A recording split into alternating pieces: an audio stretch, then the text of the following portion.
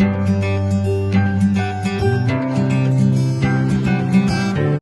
वालेकुम and welcome back to my channel. I hope कि आप सभी लोग ठीक होंगे, खैरियत से होंगे। अच्छा, आज की वीडियो का टाइटल देखने के बाद आपके चेहरे पे थोड़ी सी मुस्कुराहट तो आई होगी और दिल को थोड़ा सुकून भी मिला होगा। तो उम्मीद करती हूँ कि इस वीडियो को देखने के बाद इन दोनों चीज़ों में इजाफा हो।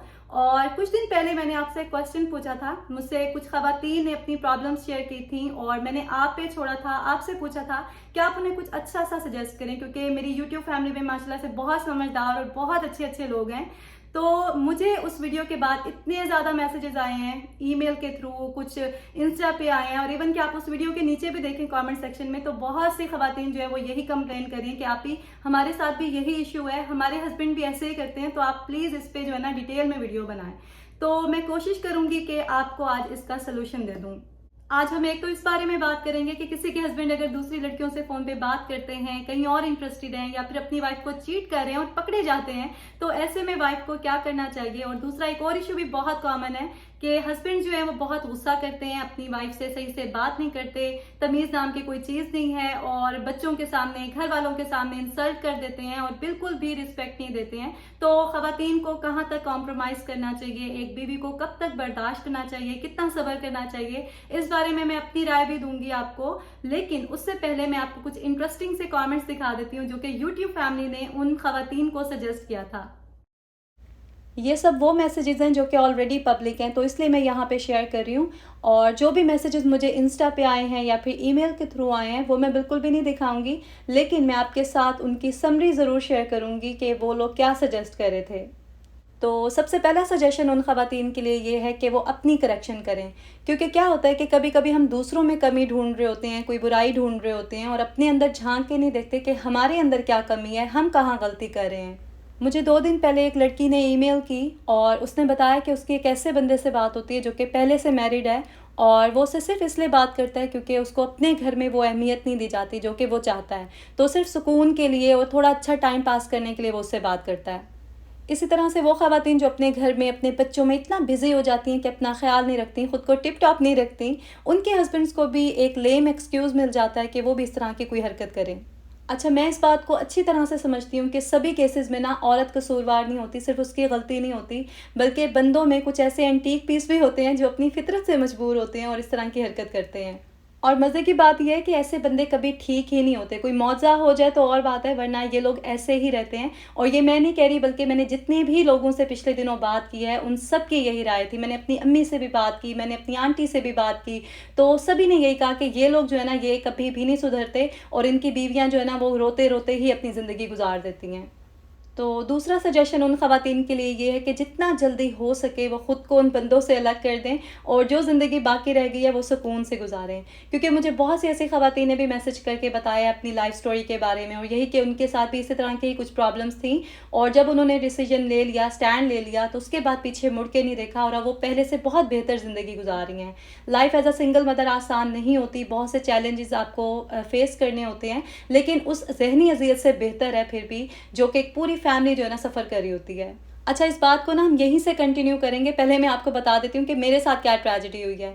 तो मैं बहुत आराम से बैठ के अपनी वीडियो बना रही थी, और मैंने यही सोचा था कि एक जगह बैठ के ही पूरी वीडियो रिकॉर्ड करूँगी। पॉइंट्स मैंने लिखे हुए थे पहले से, तो 1 घंटे में मैंने सोचा था कि हो जाएगी ना वीडियो कंप्लीट।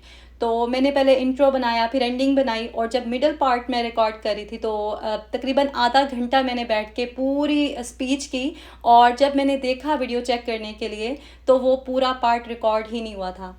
एक्चुअली मेरे फ़ोन का जो स्टोरेज है ना वो फुल हो गया था, क्योंकि मैंने लास्ट वीडियो के जो क्लिप्स वगैरह थे वो डिलीट ही नहीं किए थे, वरना मैं हमेशा न्यू वीडियो बनाने से पहले पुराने वाले जो क्लिप्स होते हैं ना वो डिलीट कर लेती हूँ। तो मैं इतनी मगन थी बातें करने में कि मैंने नोटिस ही नहीं किया कि कैमरा जो है वो रिकॉर्ड ही नहीं कर रहा है। और जब मैंने टाइम देखा तो 10 मिनट रहते थे बच्चों को स्कूल से लेने में, तो बस यही मैंने सोचा कि जो भी करूँगी पूरे दिन में साथ साथ मैं रिकॉर्ड कर लूँगी, और रवायती अंदाज में जो है ना वॉइस ओवर कर लूँगी। क्योंकि बच्चे जब स्कूल से घर आ जाते हैं ना, तो फिर मेरे लिए पॉसिबल नहीं होता कि मैं एक जगह पे आराम सुकून से बैठ के जो है ना वीडियो बनाऊँ।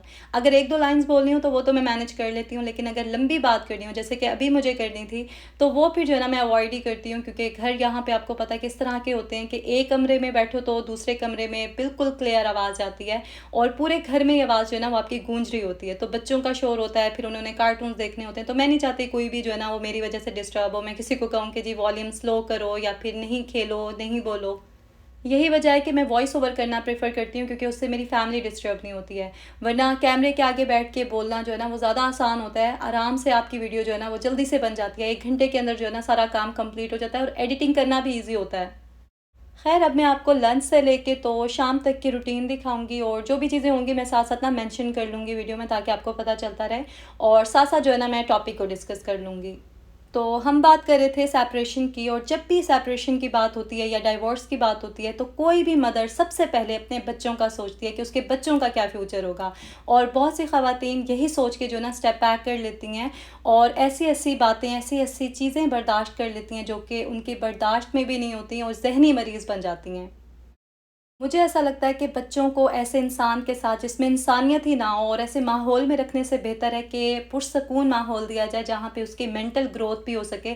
क्योंकि बच्चा जब अपने पेरेंट्स को लड़ते हुए देखता है, ख़ास तौर पे अपने बाप को अपनी माँ पे ज़्यादती करते हुए, जुल्म करते हुए देखता है, तो उसका बाप तो ऑटोमेटिकली विलन का रोल प्ले कर रहा होता है और वो गुस्सा, वो एग्रेशन जो है ना उसके मिजाज में आ रहा होता है, लेकिन वो एक्सप्रेस नहीं कर सकता है। तो डिफरेंट डिफरेंट तरीक़ों से वो बता रहा होता है, लेकिन समझ नहीं रहा होता कोई। और जब अपनी प्रैक्टिकल लाइफ में आता है तो वो गुस्सा उसके रवैये में नज़र आता है।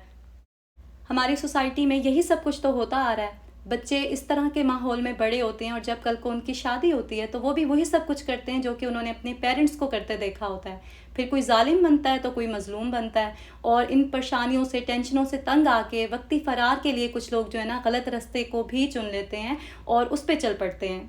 हम लोग अच्छी तरह से जानते हैं कि हमारे आसपास आजकल क्या हो रहा है, क्या ट्रेंड चल रहा है। लोग किसी को गुनाह करने से रोकते नहीं हैं, बल्कि ख़ुद भी उस गुनाह के रास्ते चल पड़ते हैं और इसको आजकल फ़ैशन समझा जाता है, इवन कि इसको बुराई भी नहीं समझा जाता।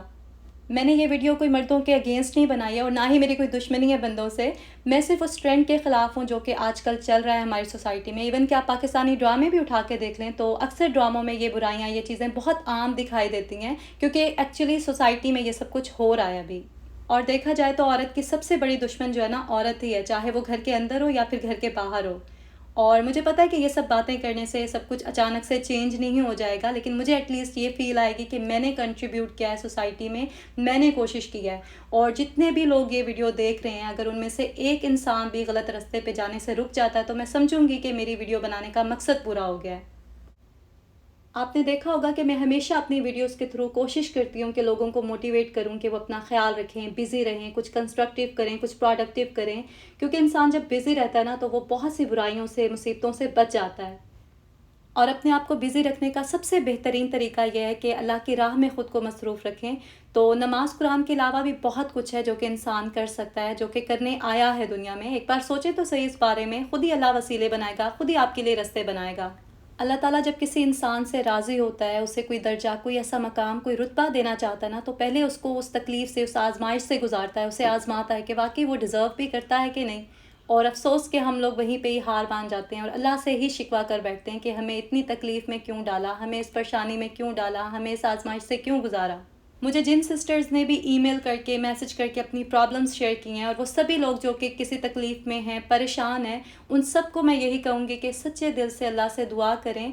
और नमाज़ पढ़ते हैं तो आप तहज्जुद भी शुरू कर दें, क्योंकि तहज्जुद की दुआ जो है ना अल्लाह ताला बिल्कुल भी रद्द नहीं करता। और मैं तो ये कहती हूँ कि सच्चे दिल से की हुई कोई भी दुआ जो है ना वो अल्लाह रद्द नहीं करता। और कोई दुआ अगर उस टाइम पे कबूल ना हो रही हो तो उसमें भी कोई ना कोई मसलियत होती है जो कि हम समझ नहीं सकते हैं। तो तीसरा सजेशन यही है उन सिस्टर्स को कि वो सब कुछ अल्लाह पे छोड़ दें, सच्चे दिल से दुआ करें और सही नीयत से, पूरी मोहब्बत से जो है ना अपने हस्बैंड का दिल जीतने की कोशिश करें। एक बार फिर से कोशिश करें, ख़ुद को चैलेंज दें कि हाँ मैं ये कर सकती हूँ। कोई भी इंसान अगर कोशिश करे ना तो वो कुछ भी कर सकता है। ये अल्लाह ताला ने हर इंसान को सलाहियत दी है, और औरत को अल्लाह ताला ने कमज़ोर नहीं बनाया है। उसको इतनी ताकत दी है कि वो अपने बच्चों के लिए, अपने हक़ के लिए पूरी दुनिया से लड़ सकती है अगर वो चाहे तो। आप जिस तकलीफ़ से गुज़र रही हैं, जिस ज़हनी अज़ियत से गुज़र रही हैं, ये कोई और समझ ही नहीं सकता। ये आप बेहतर जानती हैं और आप ही फ़ैसला करेंगी कि आपको आगे ज़िंदगी में क्या करना है, अपने लिए भी और अपने बच्चों के लिए भी। मैं बस आपसे इतना कहूँगी कि जो भी फ़ैसला आपने करना है, जो भी रास्ता आपने अपने लिए चुनना है, वो एक बार चुन लें और अपने फ़ैसले पे फिर कायम रहें। फिर चाहे दुनिया इधर से उधर हो जाए, कोई कुछ भी कहे, आपको फ़र्क नहीं पड़ना चाहिए। इंसान जब सही होता है ना, तो अल्लाह उसका साथ देता है। तो अल्लाह आपके साथ है, इस चीज़ का आप यकीन कर लें और फिर किसी की परवाह ना करें। चाहे आपके पेरेंट्स आपके साथ हैं नहीं हैं, आपके रिलेटिव्स आपके साथ हैं या नहीं हैं, उससे आपको कोई फ़र्क नहीं पड़ना चाहिए।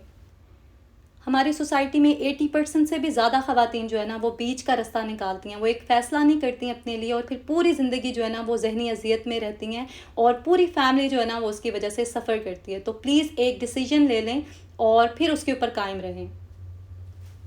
मैं पर्सनली इस बात को फ़ेवर करती हूँ कि एक औरत को जितना हो सकता है ना, उतना कॉम्प्रोमाइज़ करना चाहिए और करती भी हैं। हमारी पाकिस्तानी औरतें तो पूरी दुनिया के लिए मिसाल है। मैं कहती हूँ ऐसी-ऐसी बातें बर्दाश्त करती हैं, ऐसे-ऐसे रवैये, ऐसे-ऐसे मर्दों को बर्दाश्त करती हैं कि बाहर की दुनिया देखे तो हैरान हो जाए। आपने खुद अपने आस-पास ऐसे बंदों को देखा होगा जो कि वेल एजुकेटेड होते हैं, शीरीं लहज़ा होता है, शाइस्ता गुफ्तगू होती है, लेकिन जब वो अपनी बीवी से बात करते हैं घर में, तो वो जहालत का नमूना पेश करते हैं। तो ऐसे बंदों को भी बर्दाश्त करती हैं। मैंने ऐसी मिसालें भी देखी हैं अपने आस-पास, जहाँ पे औरतें अल्लाह पे तवक्कुल करती हैं और पूरी मोहब्बत से अपने हस्बैंड का दिल जीतने में कामयाब हो जाती हैं। मेरी दुआ है कि अल्लाह ताला हम सबको हिदायत दे और सीधे रास्ते पे चलाए।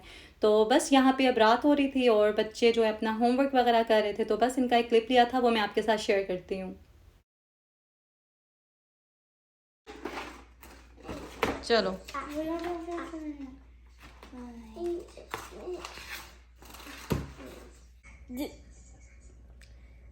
What is this? No. Cone! I need a little cousin. Add all the letters and no. Oh, you can do it. I hope कि आज की वीडियो आपके लिए हेल्पफुल रही होगी। अगर आपको कोई भी बात अच्छी लगी हो तो कमेंट सेक्शन में ज़रूर बताइएगा और अपनी राय भी दीजिएगा। आपसे मुलाकात होगी बहुत जल्द नेक्स्ट व्लॉग में। अपना बहुत ज़्यादा ख्याल रखें और दुआओं में याद रखें। अल्लाह हाफिज़।